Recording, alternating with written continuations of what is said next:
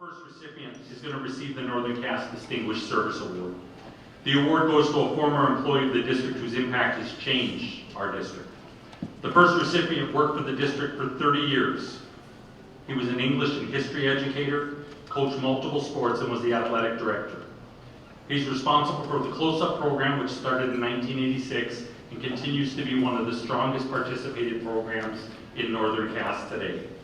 He started the Northern Cass Volleyball Tournament, which we held a few weeks ago with only over 20 teams, has now become one of the elite 3 tournaments in the entire state of North Dakota. I asked Carrie Peterson to tell me about Jim Sinness. She laughed, and she got a smile, the kind of smile that you know he's made a pretty big difference in her life. She said, "Man, was he compassionate. He was genuine and personable." She goes, "I don't know, the guy was just amazing." So please give a round of applause and welcome up to the podium, Jim Sinness.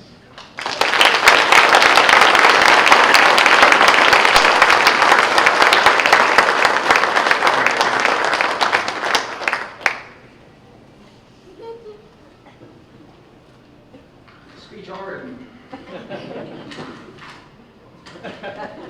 Thank you, Dr. Steiner and the Hall of Fame Committee for this incredible honor tonight.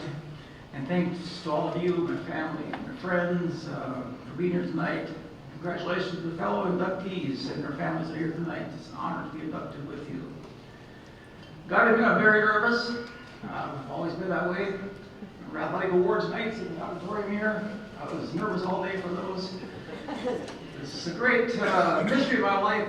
I still substitute teach out of Florida. I can walk into a classroom with 30 kids on one day I've never seen before. I'm completely at ease. I do this, I'm nervous as can be. So bear with me and see how it goes. Where's Mary? Mary's back there. Hi, Mary. Mary, you remember those athletic awards nights we talked about? To back up just a little bit, Mary contacted her a couple weeks ago, and she said, "I should take 5 to 7 minutes." Okay, that's fine. But Mary, do you remember the athletic awards nights? I gave you 5 to 7 minutes, and in a half hour we're still there listening. Remember that? Maybe payback time tonight. No, just kidding on both fronts. I'm not going to talk all that long, and I didn't mind listening to Mary because Mary is one of the great people here at Northern Cass. She's the cheer coach. She gave the credit due that they deserve for these cheerleaders who work very hard for a very little reward, and on awards night she's going to give them their due. I really appreciate that, and the girls appreciate it too. I know you're still in contact with most of your girls because you made a big impact on their life. And your other activities, your poetry out loud and this day's imagination, you're one of the great reasons people are in education, Mary, so thank you. I'm not going to go that long as you did, but it was.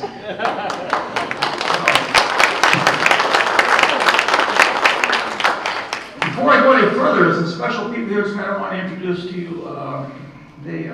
They're my family. I just want to tell you a little bit about them, who they are. I'd like to introduce my daughter, Kristen, her husband, Alex, and their sons, my grandsons, Andrew and Logan, sitting right over here. They came all the way from Perrysburg, Ohio, just to be here for this tonight.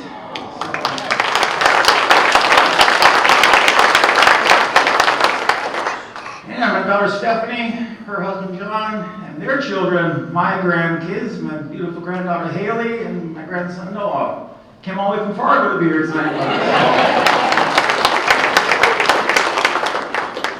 I'm very proud of my daughters. They grew up great. They're great daughters, great people, great parents.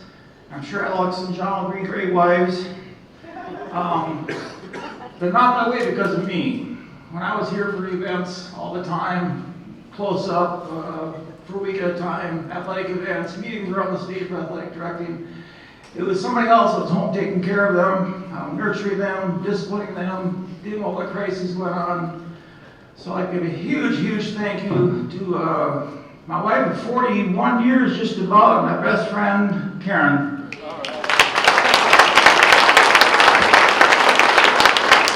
She did a remarkable job, and I wouldn't be here tonight without her. So, speaking of not being here tonight without her, it's basically literal because 40 years ago, last May, I was just signing a contract in Maddox for my 4th year. And a former fellow teacher of mine, named is Doug Cook, some of you may remember him, he was a principal here for a while, called me up and said, I have a job opening you might be interested in. It's at Dakota Arthur. I'm ashamed to say this now, but my first question is, where the heck is Dakota Arthur? I went to India for 4 years, but I'd never heard of it, so that shows you how much I got out of town. Not very much. But anyway, he talked me into applying for the job, so he came down for the interview. And the newly named superintendent, Hal Haberman, and Doug were there, and Hunter. So I go for the interview, Karen waits in the car. And the interview starts, and Hal says, where's your wife? She's sitting on the car. Bring her on up. So I went and got her, brought her on up, and Hal says, where are you from, Karen? Dickinson? Oh, I'm from Hebron. Well, I got relatives in Hebron, Karen says. Turns out Hal's best friend in high school was Karen's cousin. So I think literally I wouldn't be here tonight if it wasn't for her. Because all I remember about the interview was them talking about old times in Hebron. I don't remember too much more about it.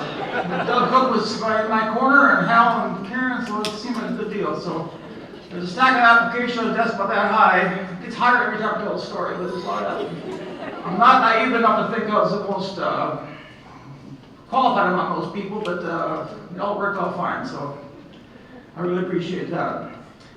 When I first learned about this, Dr. Steiner called me a year and a half ago, maybe whatever it was. I tried to tell myself, it's not a big deal, it's not a big deal. But I was wrong. One of the reasons I think it is a big deal that this is happening to me tonight is because I look back through the list of other people at this club I'm joining. I can't go through them all, but I just want to mention a couple from the first 4 classes. First of all, Hal Haberman, amazing, amazing man. He's a lifelong friend of mine now. I never saw the man mad or angry, upset, and he had plenty of reason to be sometimes. So even-keeled. He's my mentor, my friend. Several years ago, he came down to Florida and spent some time with us, and he liked it so well, he bought a house a few blocks away from us. So we were neighbors for 4 or 5 years. He since moved to Kentucky to be with his daughter, but he's turned into be a lifelong friend, and I really appreciate him, and to be in the same classes, in the same club as he is so important to me.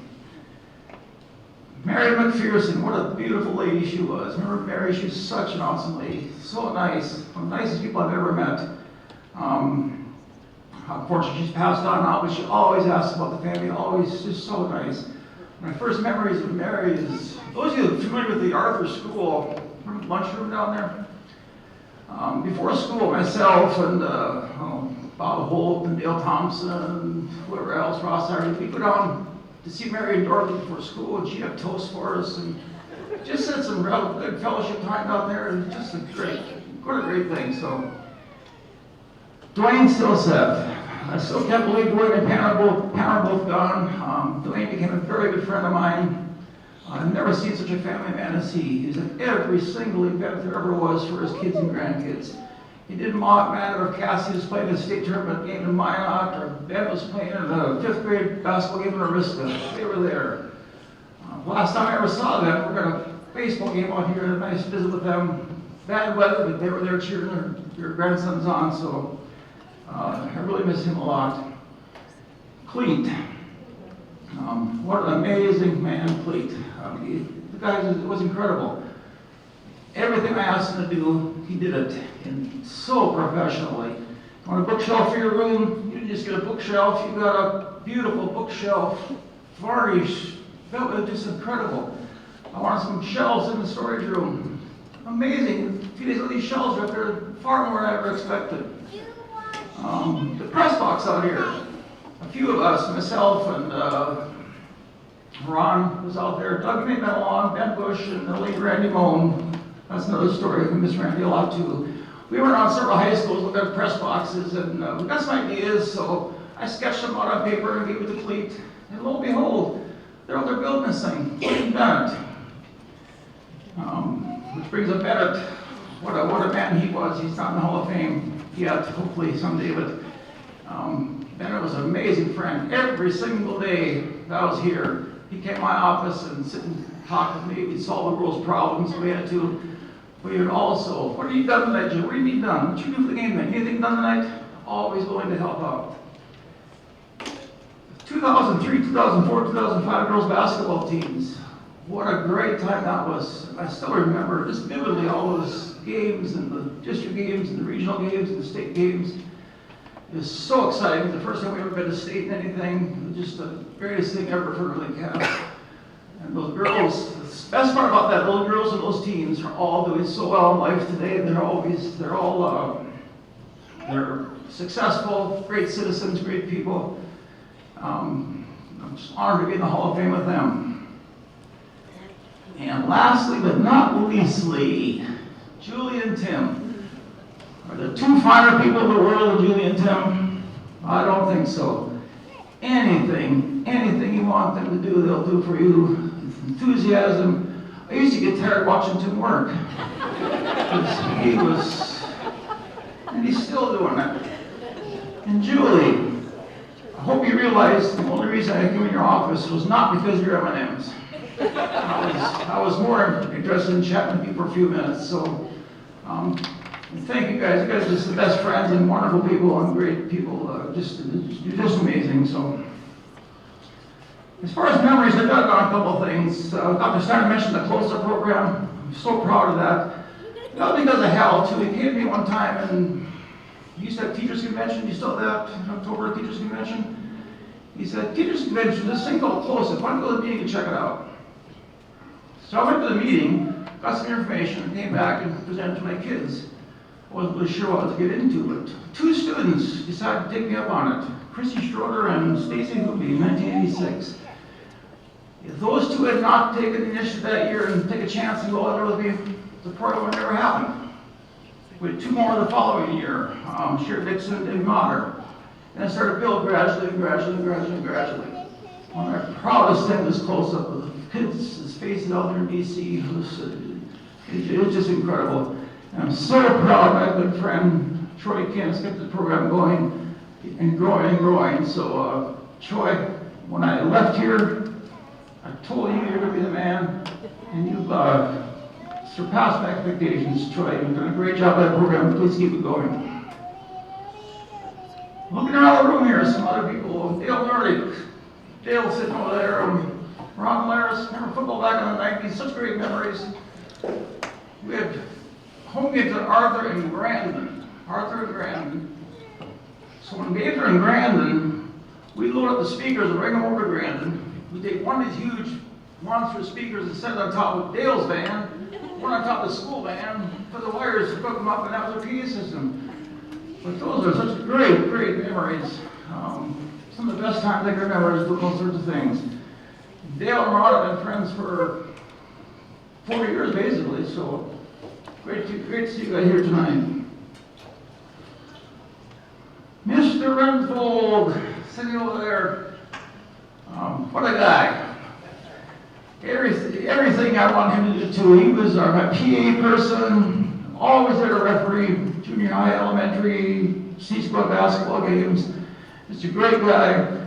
He was on the school board, so he's technically my boss. I never felt that way. I mean, he's just a great guy to visit with.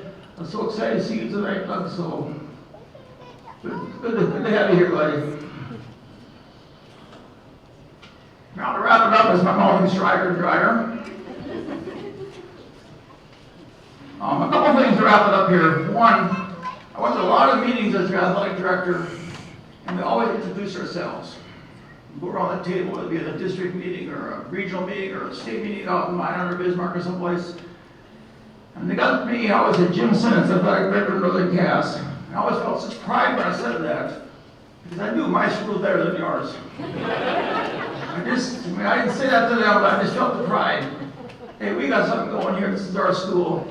To say those words, Jim Sinness, the athletic director of Northern Cass, just brought tremendous pride in me. Now, lastly, only reason anybody should go into education is because you love students, you love kids. Look at my office, it's right there. I think of all the conversations I had with kids in there, all the tears that were shed, the laughter, the things I learned about them and their families I probably shouldn't have known. But that's why you're in education. People ask me what I'm doing now. I still substitute at a high school in Florida. Every single day I go substitute teach. Because those kids need somebody to listen to them. It's all they want, is somebody to listen to them and to care about them. Give them time. That's all they want is time. I learned things that these kids in Florida too. I should not know these things about their families. But they have to get it out to somebody. They have to say it. So that's what education is all about. You gotta love kids. You gotta care about kids. There's an old saying, find a career you love and you'll never work a day in your life. I'm pretty lucky to say I don't think I've ever worked a day in my life. So thank you all very much for this honor. I really appreciate it.